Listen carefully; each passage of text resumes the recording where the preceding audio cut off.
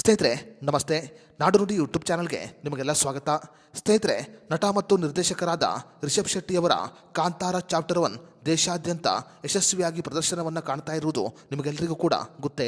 ದೇಶದ ಎಲ್ಲ ಚಿತ್ರಮಂದಿರಗಳಲ್ಲಿ ಹೌಸ್ಫುಲ್ ಪ್ರದರ್ಶನವನ್ನು ಕಾಣ್ತಾ ಇರುವ ಕಾಂತಾರ ಚಾಪ್ಟರ್ 1 ಈಗಾಗಲೇ 450 ಕೋಟಿ ರೂಪಾಯಿಗೂ ಅಧಿಕ ಕಲೆಕ್ಷನ್ ಮಾಡಿದೆ. ಸ್ನೇಹಿತರೆ, ವಿಷಯಕ್ಕೆ ಬರುವುದಾದರೆ, ಕಳೆದ ವಾರ ಕಾಂತಾರ ಚಾಪ್ಟರ್ 1 ಚಿತ್ರವನ್ನು ನೋಡಿದ್ದ ವೆಂಕಟ್ ಅನ್ನುವ ಒಬ್ಬ ಪ್ರೇಕ್ಷಕ ಚಿತ್ರಮಂದಿರದ ಮುಂದೆ ದೈವದ ಅನುಕರಣೆಯನ್ನು ಮಾಡಿದ್ದ ವಿಡಿಯೋ ಬಹಳ ವೈರಲ್ ಆಗಿತ್ತು. ವೆಂಕಟ್ ಅನ್ನುವ ಪ್ರೇಕ್ಷಕ ಕಾಂತಾರ ಚಿತ್ರವನ್ನು ಕಂಡು ದೈವದ ಅನುಕರಣೆಯನ್ನು ಮಾಡಿದ್ದ. ಸದ್ಯ ಕಾಂತಾರ ಚಿತ್ರದ ದೈವದ ಅನುಕರಣೆಯನ್ನ ಮಾಡಿದ್ದ ವೆಂಕಟ್ ಅನ್ನುವ ಪ್ರೇಕ್ಷಕನಿಗೆ ಈಗ ಮಾಡಿರುವ ತಪ್ಪಿನ ಅರಿವಾಗಿದೆ. ಯಾವುದೇ ರೀತಿ ಉದ್ದೇಶಪೂರ್ವಕವಾಗಿ ನಾನು ಮಾಡಿದ್ದಿಲ್ಲ. ಕಾಂತಾರ ಟೀಮ್ಗೆ ದೈವದ ಅನುಕರಣೆಯನ್ನ ಮಾಡಿದ ಪ್ರೇಕ್ಷಕನಿಗೆ ಈಗ ದೈವವೇ ಶಿಕ್ಷೆ ಕೊಟ್ಟಿದೆ. ಮಾಡಿರುವ ತಪ್ಪಿಗೆ ಪಶ್ಚಾತ್ತಾಪ ಅನುಭವಿಸುತ್ತಿರುವ ವೆಂಕಟ್ ಈಗ ಸಾಮಾಜಿಕ ಜಾಲತಾಣದಲ್ಲಿ ಲೈವ್ ಬರುವುದರ ಮೂಲಕ ಕ್ಷಮೆ ಕೇಳಿದ್ದಾನೆ. ಸಾಮಾಜಿಕ ಜಾಲತಾಣದಲ್ಲಿ ಲೈವ್ ಬಂದು ಮಾತನಾಡಿದ ವೆಂಕಟ್, ನನ್ನಿಂದ ದೊಡ್ಡ ತಪ್ಪಾಗಿದೆ.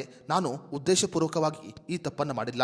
ಕಾಂತಾರ ಚಿತ್ರತಂಡ ಮತ್ತು ರಿಷಬ್ ಶೆಟ್ಟಿ ಅವರಿಗೆ ನಾನು ಕ್ಷಮೆ ಕೇಳುತ್ತೇನೆ ಅಂತ ವೆಂಕಟ್ ಸಾಮಾಜಿಕ ಜಾಲತಾಣದಲ್ಲಿ ಕ್ಷಮೆಯನ್ನ ಕೇಳಿದ್ದಾರೆ. ಕಾಂತಾರ ಟೀಮ್ಗೆ, ರಿಷಬ್ ಶೆಟ್ಟಿ ಸಾರ್ಗೆ ನನ್ನ ಕ್ಷಮೆ ಇರಲಿ. ಹಾಗೂ ಅಷ್ಟೇ ಮಾತ್ರವಲ್ಲದೆ ಮಂಗಳೂರಿನ ಜನತೆ ಮತ್ತು ತುಳುನಾಡಿನ ಜನತೆಗೆ ವೆಂಕಟ್ ಅವರು ಕ್ಷಮೆಯನ್ನ ಕೇಳಿದ್ದಾರೆ. ಮಂಗಳೂರು ಜನತೆಗೆ, ತುಳುನಾಡಿನ ಜನತೆಗೆ ನನ್ನ ಕ್ಷಮೆ ಇರಲಿ. ಕಳೆದ 3 ದಿನಗಳಿಂದ ನನ್ನ ಮನಸ್ಸಿಗೆ ನೆಮ್ಮದಿ ಮತ್ತು ಶಾಂತಿ ಇಲ್ಲ.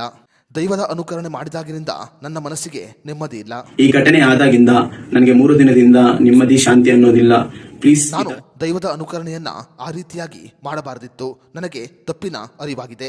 ದಯವಿಟ್ಟು ಕೂಡ ಯಾರು ಈ ರೀತಿಯ ತಪ್ಪನ್ನ ಮಾಡಬೇಡಿ ಅಂತ ವೆಂಕಟ್ ಅವರು ಲೈವ್ ಬಂದು ಕ್ಷಮೆ ಕೇಳಿದ್ದಾರೆ. ಸ್ನೇಹಿತರೆ, ದೈವದ ಅನುಕರಣೆಯನ್ನ ಮಾಡಿರುವ ವೆಂಕಟ್ ಅವರು ಅನುಭವಿಸುತ್ತಿರುವ ಈ ಶಿಕ್ಷೆಗೆ ನಿಮ್ಮ ಅನಿಸಿಕೆ ಅಭಿಪ್ರಾಯವನ್ನು ನಮಗೆ ಕಮೆಂಟ್ ಬಾಕ್ಸ್ನಲ್ಲಿ ತಿಳಿಸಿ.